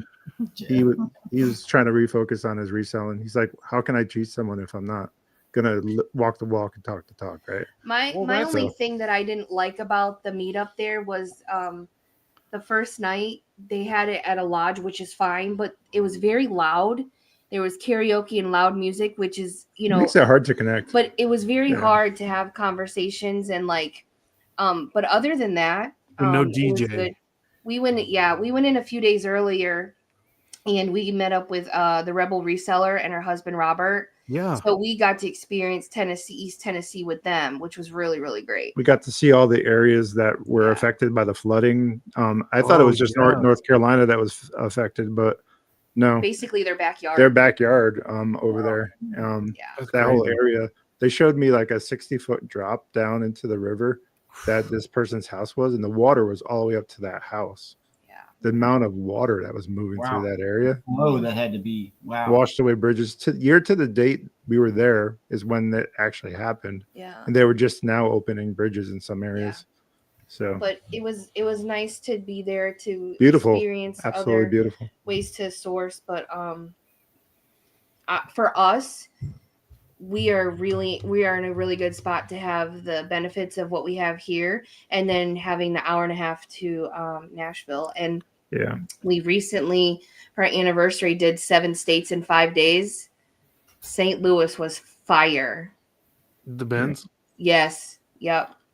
also The way they do it is they open from That's where they have 10 those to- conveyor belts. no. No. Okay. They What am I they thinking? open from 10 to 1. They close at 1 and reopen at 3. So all the bins are new when they reopen. So you're not waiting for new bins to come out. So like if you're an electronics person, you're going to be over in electronics where I'm going to be in hard goods trying to grab plush and he's grabbing t-shirts. Whereas when you go to the bins in Nashville, you got the t-shirt people coming over and being nosy and going through and just getting in your way. It's not like that. There's not a lot of crossover, and both bins, they're about like same with the ones in Nashville. They're about 15-20 minutes apart from each other. So you can do literally an hour and a half at both and still get the benefits of both bins. Oh, that's awesome. Yeah. I know so- that Dixon Pickens. I think that was his stopping grounds when he would go to the bins. yeah, it's good. And then we went to Arkansas too, and Arkansas is $1.09 a pound. yeah, Oof. Yeah. so affordable. Walked in and grabbed a jelly cat right in front of somebody, and they were like, "We've been here all day." Well, sorry. Sorry about that. Or for your luck. Amanda finds the jelly cats. Yeah. But they find They her. gravitate towards. I don't know what it is about me and lately in plush. I've been finding some pretty good like grails, big comfy couch, Yeah. mostly like all kinds of like new attack, like new old stock. Like it's crazy. Crazy. Yeah, something that you barely see used. Find something like new old stock. And my friend here that I just recently picked up, no whammy. No whammies. Wow. No Okay. whammies. No whammies. Turn around and look. That is very cool. That's Yeah. so cool. I've never seen one of those. So it's just I don't know what it is lately, but like we Got that talked mojo. about in the beginning of this, and we're talking about near the end, a choice and opportunity. You know, you have Yeah. a choice to Yeah. get yourself out there, and you have the opportunity to do so. Take it. Yep. So You can't find it unless you put yourself in that opportunity. So you're That's right. right You're on, right, Bob. yeah. Yep. yeah, so I think that's Well, all that's it is, really. Yeah. So, And it's good that when you talk about the meetup, you never know who you're going to meet or what that person who that person knows that's going to give you an extra opportunity or a door will open. Yeah. And that's what it's all about. Or you might learn something new from everybody. You can incorporate it that might actually help and benefit you scaling your business. You just pick and choose certain things that might benefit and work with you, man, by meeting everybody. You do a great thing. We scaled our product knowledge based off the Rebel Resellers content. We studied, and we put ourselves in a situation and executed based off that information. And then we turned that into a very successful business. We're doing very well. We have no room for complaints. And I'm just going to say, just call them out right now. If you're not following the Rebel Reseller on YouTube and you want to be successful at reselling. They're one content creator that we have followed where we have not been misguided. Yeah. And that's our experience, And it's funny you say that about the connection. So last year we were at the meetup. We came back and they're like, there's the plush lady. Like, I'm like, oh God, I don't know if that's a bad thing You're or the not. plush lady now. Yeah. And then what's her name? I'm gonna mess it up. The one that lives in Tennessee. Sunshine Girl. Good. Small Town Girl. Yeah, Small Town Girl Thrift. Okay. Small Town Girl Shop. Yeah. My bad. Marcy Depew. Marcy. Yes. Yeah. So she put out an Instagram post the other day with the Fisher Price Little People lot. And she's like, I've been collecting these for a while. Someone at the reseller meetup told me to pick them up. I'm like, that was me. Yeah. I love me some Marcy. Yeah, she is fantastic. This is our first time being recognized as the Rocket City Resellers was at the Nashville Bins. That was a good time. Amanda screamed in joy as she found a jelly cat. Yeah. Her daughter was like, oh my God, that's Rocket City Resellers. That's not what happened. No, that's what Marcy told me. That's what Marcy told me. What happened, Amanda? Tell us the story. We were at the bins and they just brought out a fresh new bins of hard goods. And I was digging and Marcy was standing next to me to my left. I reached under. I was like, oh, a jelly cat. She was right next to me. Our cart was on the wall. So I walked around and my hands were full and I put them in there. I turn around and she's right there. And she's like, can I ask you something? Yeah. And she was like, are you Rocket City Resellers? I said, I sure am. And I was like, Bob, come here. And like, she wanted to take a photo. And it was really cool because that was the first time, like through our journey famous, where we've Amanda. ever. Yeah. You're famous. I mean, if it never happens again, I was like, that's fine. But she's internet famous. But funny story about 3 weeks ago, I went and picked up a Marketplace Little People order. I get to this person's house to pick it up and she's like, can I ask you something? I'm like, son of a what? I'm like, sure. She's like, are you Rocket City Reseller? I was like, get the heck, no way. She's like, I buy from you on Whatnot.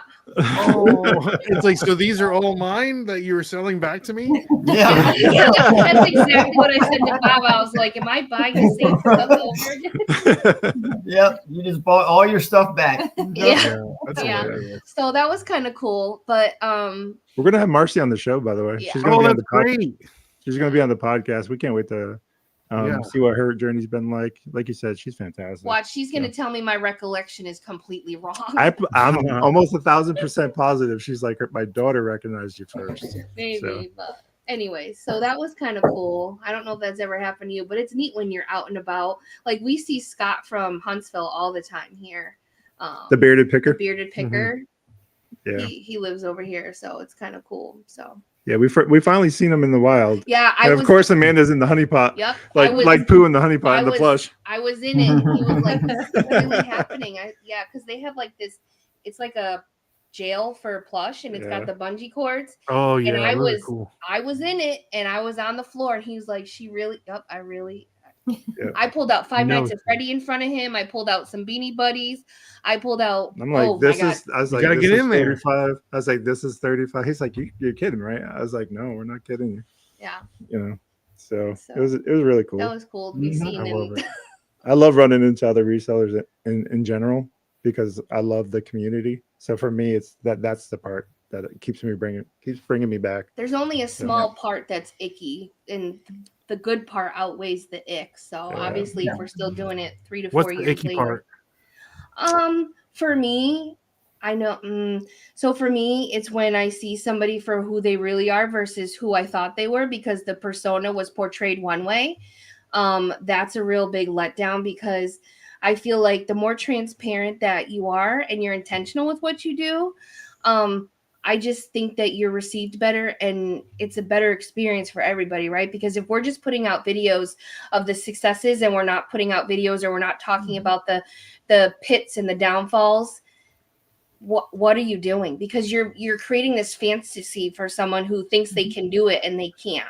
Well, that's know? social media in general, right? I mean, we have to remember it's like, dude, like Instagram, it's like you see the, I don't know, the person you went to high school and you're like, oh, it's like, look at her. She's on vacation again. You know what I mean? It's like you see her in person, it's like, oh, you don't look like that in your videos. And, you know, they're on vacation, but they're on their third divorce and their son's not, you know, like, you don't ever know. They're just posting highlights. So it's like you have to remember, it's like, man, everything that we see out here, it's like you're posting like a highlight.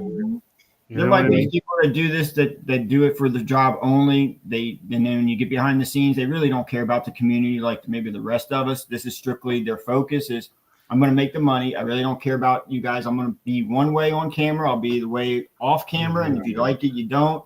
Right. But there are a lot of fakes out there, but or they don't just think about the community. The coattail riders that step on people to get where they are and don't remember that we've all come from humble beginnings. And I think that's the part of it too. What are you talking about, Amanda? I reserve the right to keep my mouth shut. you tell us what day the Reseller meetup is, and I'll tell you exactly who that person is. Yeah. What are you talking about? I will tell you in person, but I will not put it online. I just think that if you are like that, I mean, if that works for you, that's fine. It's just not how I think. That's why when I create content for YouTube, and I'm not a new content creator, so they're horrible, but I also don't cut out the ugly. I'm like, look at my damn garage right now. Don't judge. But this is the true side of reselling. Well, this is what happens. This is what you got to work with. It's fourth quarter. I don't have time to pick up all this stuff. I was going to use another word, but you don't have time to do it. It's the real. It's the real, the raw. He may or may not record people popping tags. I mean, that happens. I mean, if you're in a thrift store, I mean, it's just like that song, right? But that's I think that's just one of my, just for me. And if I portray myself in a way that people don't think that I'm transparent or real, I would hope that that's not the case. But I mean, anybody that knows Amanda knows that she has no filter first, right? She's the mayor. She's never met a stranger. That's a good attribute to have, though. It is, because it's opened so many doors. You don't even know the connections that we've made during the journey, because she will talk to everybody and get to know them. She has a personal relationship with everybody we meet, and it just unlocks so many doors.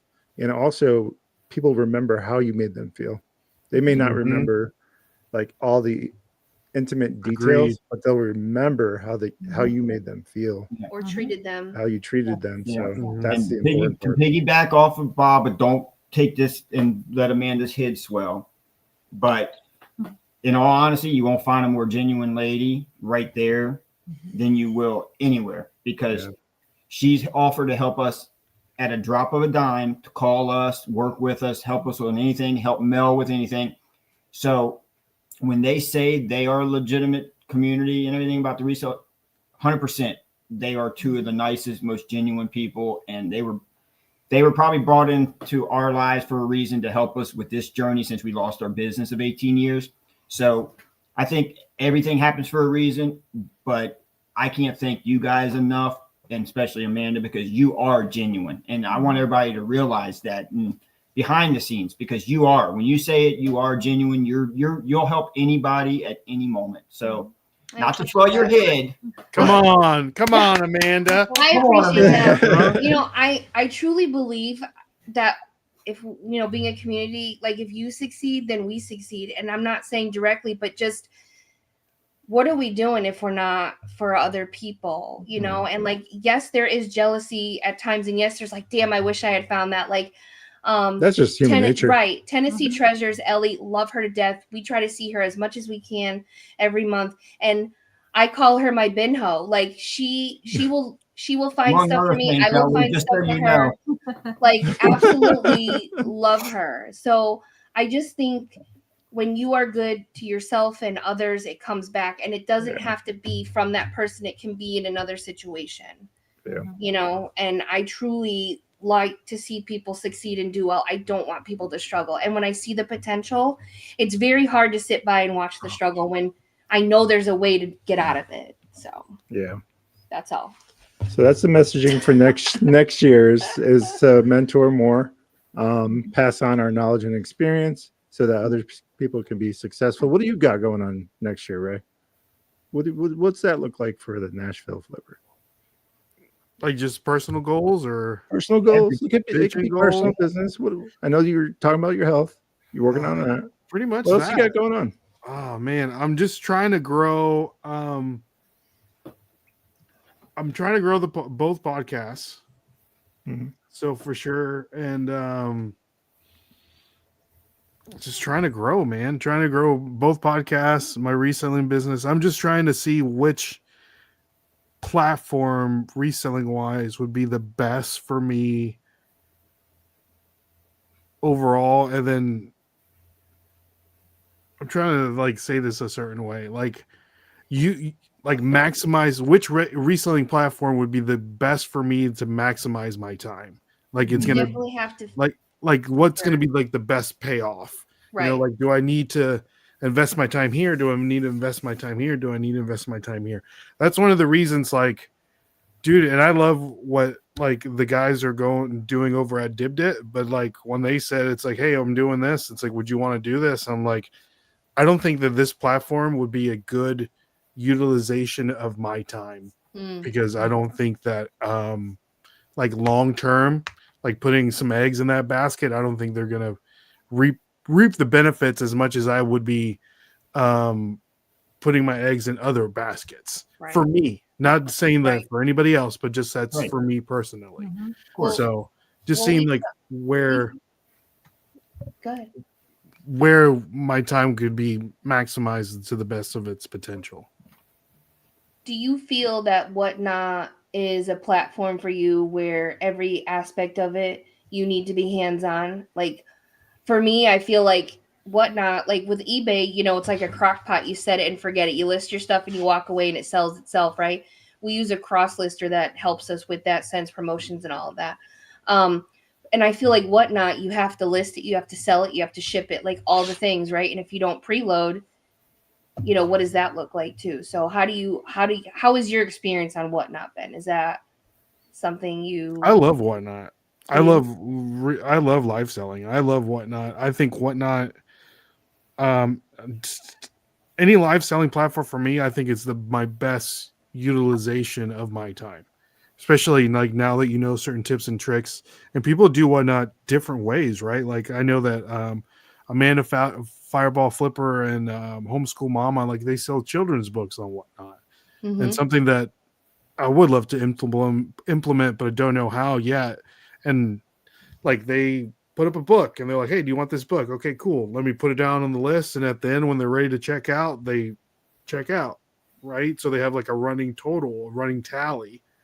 And then it's like, okay, your total's like $56, which is good because we have to remember like the separate processing fee and then fee per item on Whatnot. So like if you're running a book or running a plush and it's like, okay, I'm running that, like each individual item gets that fee taken out. But like if they're having like a running total, And just like, do one bundle at the end. One bundle at the end, and it's like, oh man, this is a lot cheaper, which you're negating people fighting for an item, but you have to do it with certain items that are good. And I like that creativity, you know what I mean?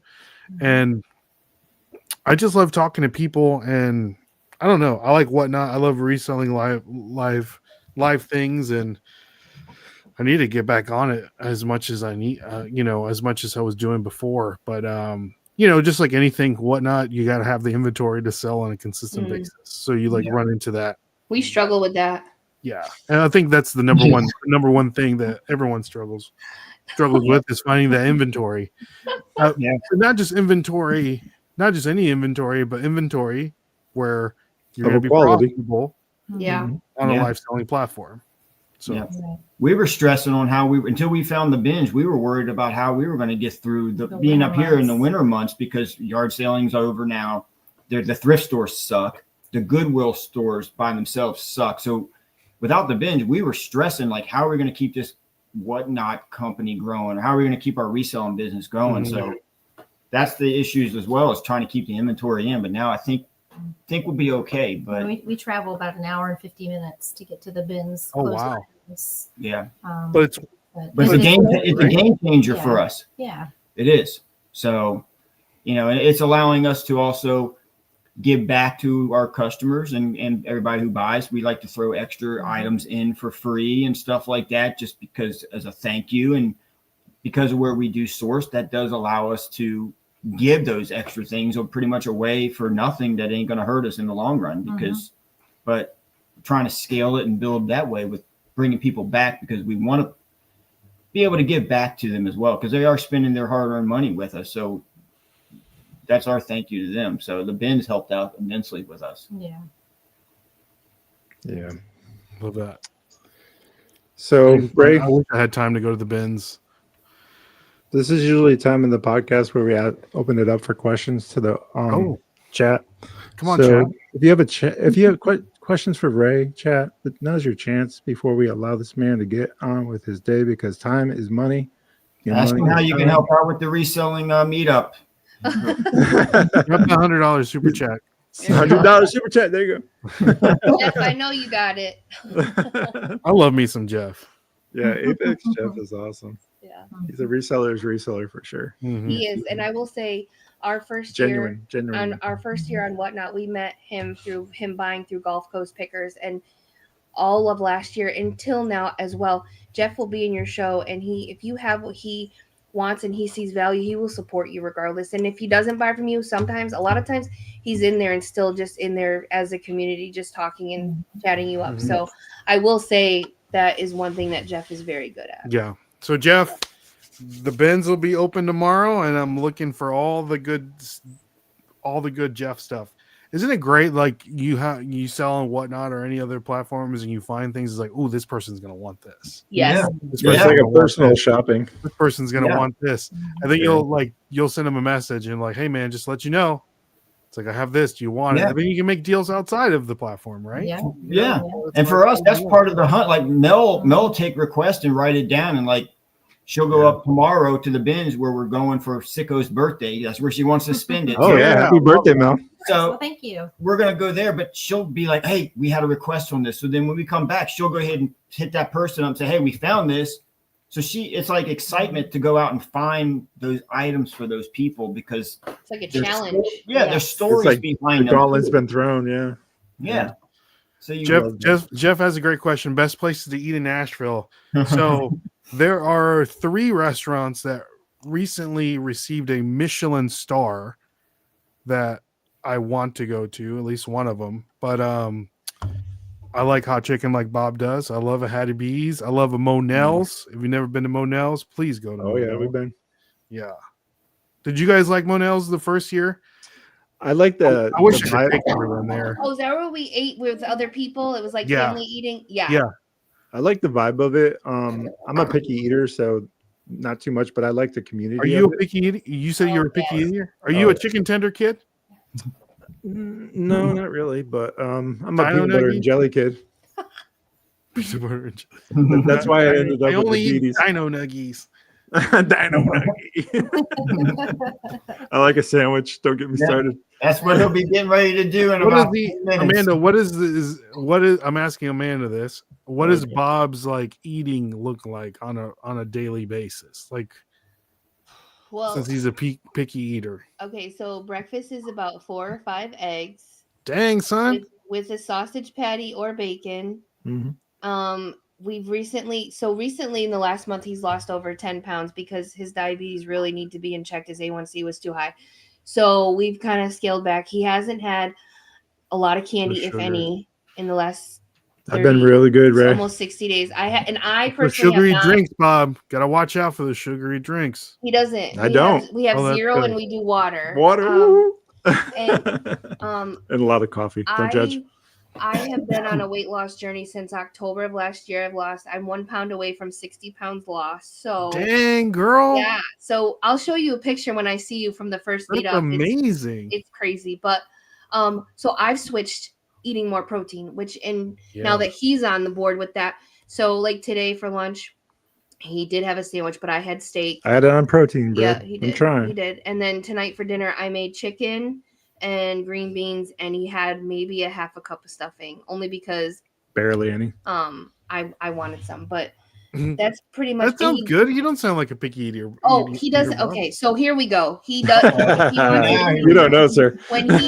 when he has pasta, which he hasn't had in almost 2 months, he has to have meatballs, not ground hamburger, because he doesn't like the way they are together. Texture, man. He doesn't. Texture. He only likes crunchy tacos, not soft, because he doesn't like the texture of Again, them. texture. If I make chicken and I pound it out and it tastes rubbery, he won't eat it. You can't stress. Well, that's a like chicken out everybody, like that. right? I'm gonna It's eat like- a rubbery piece of chicken if I I don't mean, want you hammer a chicken, one or two things. But it's not rubbery. He just It's too just- compressed, man. It's in it. Okay. to. Don't get me started. It's just Hey, hammer it out and then It's put it just in a weird. good marinade and let it marinate overnight. And Overnight. it'll pick up a lot of that moisture when you grill it or whatever, and then he won't complain. he's almost burnt our house down with 3 grills, so we're good right now. Yeah, You gotta man. grill. You gotta grill outside of the home. Yeah. Yes. I tried Foreman that and I grill still don't almost count, burnt Bob. the house down. He lit the brick on fire. It was awesome. You guys should have been there. Thank God, as foster parents, we have to have fire extinguishers. Oh, Otherwise, we would have yeah. been screwed. Yeah. What's that called? The flashing underneath the roof or whatever. Kind of is a little melted in one spot. Oh Don't judge. snap! And Yeah, he- it was a crazy time. to get him to eat leftovers, unless it's Thanksgiving, it's not happening. Oh, so dude, I hear I've you. had to scale back as to how much portion wise I make, because otherwise there's a lot of waste. And our son, he doesn't eat leftovers either. Yeah, and he's going to be moving away to college soon. So, yeah, that looks Just a little don't bit eat as different much. for us. Yeah. Yeah. But we've transitioned to a lot of high protein, and so Yeah, lower carb. yeah. But yeah. Jeff. Okay, so Jeff says my Let me favorite put it thing in- about Ray is that soft, giggly laugh that he makes. So you know what's funny about that, Jeff? Somebody else has told me that that's another thing that they like about me, and it's funny because it's not like I'm laughing out loud. It's like I'm laughing eternally, like at myself. So I don't know. It's weird. It's like I think about something and I start laughing. But thanks, Jeff. Yeah. Well, I think that there's a lot of things that were said in this podcast are of great value for a lot of people. And I want to just remind everybody that no matter what you're doing, do it intentionally and do it with your entirety of your heart, and you're going to be successful. And don't be afraid to make mistakes. Fail and fail fast. Yeah. What is it? Fail and fall fast. What does Yeah. he say? Only way you can And learn. just pivot, constantly reinvent, because what works for you does not work for us. Fail and vice fail versa. fast is what she's trying to say. It's a Netflix actually had that motto for a long time. That's why they were so successful. When Blockbuster was near the end there, they saw the writing on the wall, they pivoted, and the company's grown exponentially because of it. With that mentality, it's hard to fail. So change energizes you. Make sure you're willing to accept change, Mm. and you will be successful. Come on. And Yep. if it's difficult, you're doing it right. Yep, growth is painful. Just remember, you cannot grow and just be comfortable. It's Mhm. gonna hurt. It's gonna hurt in a good way. Thank Yep. you I for love being that. here. Thank you so much, Ray, for being here. Yeah. And thank you. appreciate Yeah. Thank you for inviting me. This has been Yeah. awesome. Anytime. Can't If you wait. guys need a till guest, next just let me know April. ahead of time and I'll pop in. Yeah. You're Yeah. welcome anytime. You have an open invitation. We want to remind everybody, if you can't be good at it. And we'll catch you on the next pod. We love Yeah. you, Ray. Really Appreciate do, you man. all. Ray, appreciate you Well, hanging I out with appreciate us. the gift. Oh yeah. Oh, If yeah, you want to absolutely. just stay back behind and just let me know how you want me to get it to you, I will. Okay. All right. All right. All right, guys. That's guys. it for us. Bye.